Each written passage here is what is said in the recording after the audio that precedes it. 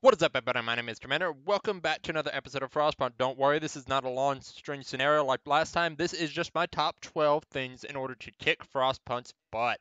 That's absolutely right. I can teach you how to kick Frostpunk's butt with these tips.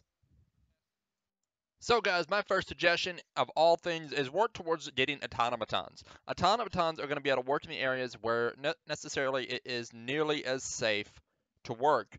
Let's say you, for example, and my best example is sawmills. When you have to put them out in the middle of nowhere just to get wood, well, you don't want to run heating all the way out there, and therefore you either freeze your people to death or you don't build out there and the machine doesn't operate.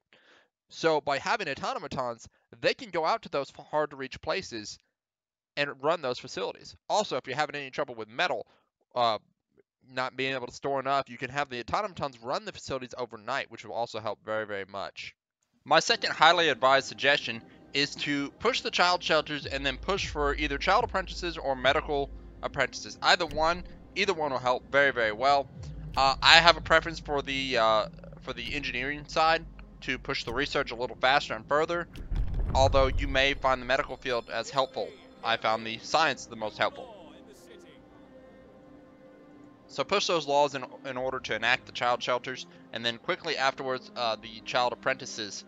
What you'll do then is make sure you leave your facilities running. The child shelters still have to run in order for the children to actually be able to help. Third on the list is to push for extended shifts. Not the overtime shifts necessarily, but the extended shifts. These shifts can cause your workers to work an additional 4 hours a day. They work 10 hours now, but you can get another 4 hours out of them. If you are really cramming for resources and you need resources, an extended shift might be what you need, especially on something like the iron mines or something like that. If you don't have a good iron mine setup, that might be the only way, other than switching out with the automatons overnight, and that's only if you have them. So guys, the next one I've got a list is roads. Roads are very, very important, but you also need to be careful how you build them. My best tip for this is don't build your roads until you have your buildings established. The reason why is your roads can get in the way of your buildings, but your buildings almost don't really get in the way of your roads. If you have buildings, as long as you build in between your buildings with your road, it'll push the building slightly out of the way to make room for a road. If you do it the other way around and you build a road, well guess what? You're going to probably demolish the road, or you're just not going to be able to build. So this trick was one I accidentally discovered actually. As you're maneuvering your scouts around, especially as you grow a number of scouts and you've expanded further and further out from your city, you'll find that you'll have the option to go to places you've already been. Though that's a very important factor. When your people travel to a place that they have previously been, such as, and a great example of this is every time they come home, they get a little boot thing, or it looks like a little ski boot or something. It's a move bonus, and they move faster home. Well, any place they've ever been, they also get that. So when you're trying to go a long distance and it says 3 days travel time to get out there, if you travel to a place you've already been, you can knock about half that time off and then finish up by going the rest of the way from that point. So you can maybe cut a day off and then just go the last little bit of distance versus traveling the whole distance on slow pace from your home. Something else early you'll want to push for, and while I'm already on day 13, I think I established them about day 11 or so, is pushing out these steel mills. These steel mills are going to be very, very important. You need to stockpile the metal now while you can, because you're going to be using a lot of it as you advance further in. The more technology you research, the higher it goes, the more you'll need, as well as some of the newer structures such as infirmaries and just more well-equipped facilities such as your hunting places. They require a lot of material. They require, right now they don't require anything but wood, but as you upgrade these, which I suggest over the hothouse as they don't require a steam core, they do require a large sum of metal. Guys, another tip that probably half of you didn't even realize is this is not a escape menu button. It's not this. That is not this. As much as that symbol looks like, it's actually part of your economy. It shows you everything about your economy. I would highly suggest using it as you can track your food usage so you know whether or not you need to get more buildings out or not. As you can see, I'm using 656 while I'm producing 720. Here it is over in the coal. You can see the mass production of coal, and my coal per day. This is what I actually produce. I'm consuming the rest, and here it is. It breaks down everything. It tells you what is using what. Steam Hub's using that. Generator's only using 547 a day. That's not bad. And then the heaters over here that are running, which eventually will not run because when it gets too cold to work, I just shut them down. And so these heaters will only be consuming that, but they're not even consuming that much. It's hardly anything. Apparently my coal will last for 8 days. Right now I'm not burning the generator at full steam though.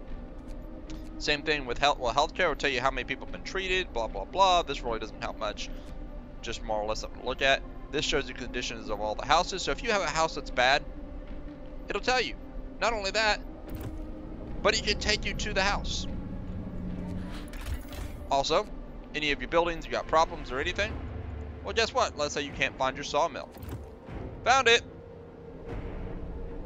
So, yeah, pretty cool stuff there. So this one I highly suggest is getting out that beacon as soon as possible for 2 reasons. One, if you want to see everything, you need to get out as fast as possible. I managed to do it with just 2 sliders, saw everything. I didn't even have to get the 3rd slider out there. The other thing is you also get resources out there. The bulk of your resources, such as wood, metal, the 2 big ones that are hard to find a lot of time, or not hard to find, but the hardest to probably maintain. Well, coal is relatively easy. Are easily found that way. Also, it is the only way you get steam cores. So if you're trying to get steam cores for maybe automatons, this is how you get them, and that's how you're going to find every steam core. So this one is really important, guys. Never, ever, ever, except in the most extensive case, should you ever collect any resources by hand. I actually suggest not even in the beginning. What you should do is build a road out to the resources that you wanted to gather, build a gathering post, which only uses 10 people, and they gather faster on resources and collect the resources. If you need more resources, because as other resources do exist, like if there are 2 resources, they split the equal amount of effort to each one. So if you need more resources, just build another gathering post. Not only will you find the resource collection faster, you're also going to find out that it uses less people. And while collecting wood, you only can collect 6 wood with 15 people at one time. They can also get sick easier when they're not using the gathering post. Meanwhile, when you're using the gathering post, you can collect 7 wood with 10 people. Big difference. If you need more people to collect something, just build another gathering post, and therefore you can dedicate 20 people. Yes, it does cost resources, but you know what? By using the gathering post, you won't have to worry so much on the resources. Yes, the metal and the wood you can't eventually gather because those resources disappear, and you'll mainly use these gathering posts for coal. But this point still stands. These resources are collected faster the other way. When it comes to the other resources such as metal and wood, you're going to be using facilities to collect those eventually. And basically, this mainly matters about coal. You can collect a lot more coal safely with the gathering post than you can collecting by hand. This one is very important. Build your sawmills wherever you're actually working. Don't build your sawmills out in the middle of nowhere and then try and use them unless you have automatons already. Because what you're going to end up needing to do is heat that facility, and you'll need a steam hub for that.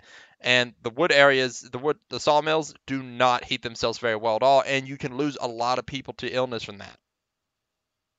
Another suggestion I have when first starting off is do not, as much as you want to, turn on that generator until nightfall.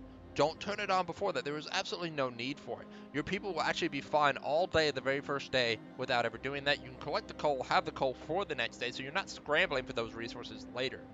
You'll find that you're actually very limited starting off. You don't have the ability to grab everything in one shot a lot of times, and therefore the best way to solve this situation, as your manpower is very limited, is to save resources where you can and not utilize those resources until you have to. Alright guys, last but not least is to save your steam cores. And the reason why I say that is do not waste them on projects such as mining facilities and stuff. You'll see here I've got a large number of coal thumpers here. I am operating just coal thumpers for my resources when it comes to coal. I use sawmills until I basically ran out of wood on the outer edge. You might want to save a steam core here or there for maybe a wall drill, but otherwise I wouldn't do that at all. I have 12 automatons, and they help run this beautifully. Granted, you see all my people right now, they are down in the no work situation. That is because I've removed them all, because this is the very end of the game, and I wanted them all to be safe. These automatons are still running, and they are operating, and look at my resource count. It's still way up there. The generator's on max capacity at 5 days. If you go over here to things such as Advanced Steelwork, this is a good one. Go ahead and get to your most advanced steelwork. You're going to need it. It doesn't require any steam cores. However, when you do get to Advanced Coal Mine, for example, your Advanced Coal Mine is going to cost you a steam core. Not just a steam core though, 3 steam cores. It's not worth it. It may collect 900 coal per day, but per standard work day. But guess how much coal this is collecting per day? If we go over to the chart here, as many of these things as I have going, my coal production is coal consumption, coal gains. You have 636 and then about 5,000 coal per day. One coal mine is not going to replace the work that these guys are doing. Granted, one coal mine would do about 1,000 material and you wouldn't need anybody to collect it, but I'm going to tell you right now, they cost steam cores and these guys are flexible. They can maneuver and go as you need, where you need. If you don't need coal anymore, which honestly I didn't, I could have just shut off the coal supply and I could have sat there and I could have won this game with this method. Other things that I would not suggest, again, no point in going for the steam coal thumper. The standard coal facilities work very, very well. You're going to honestly, if you do this game right, you will have way more manpower than you can use. Again, the coal thumper injector, same situation. I can't see the resources because I never pushed for that research in the first place. However, if you do want to push down this line because you want these, I would suggest going this line versus going down the coal mine line. It just is not effective. As far as the charcoal kiln, it is a waste of resources. Do not build this anyway. When it comes to the sawmill is going to be very, very useful. Get the extended range, work this whole thing, but do not waste your steam cores on the wall drill. Maybe establishing the very basic wall drill so you can get some wood as a slow income, but you would be better off building an outpost, which is something I am actually not fond of. I'd rather not even mess with the outpost, but you'd be better off building the outpost than building the wall drill. If you do need extra wood, I would suggest the base level wall drill in order to conserve your steam cores. You're going to need them for medical facilities such as your infirmaries, as well as your factory for producing prosthetics and for producing these guys. Which again, these guys do a very good job. They're flexible. They can go anywhere on the map, so you can move and build as needed. And you can look at this city and you can see, it was a very effective method. This is how I built this game. All these tips I used. So guys, I hope you enjoyed this video. This was my top 12 video. 12 things that I can suggest that will help you survive and whoop this game's butt. But that's going to be it for this video, guys. I hope you all enjoyed. But you all take care, and I'll catch you next time.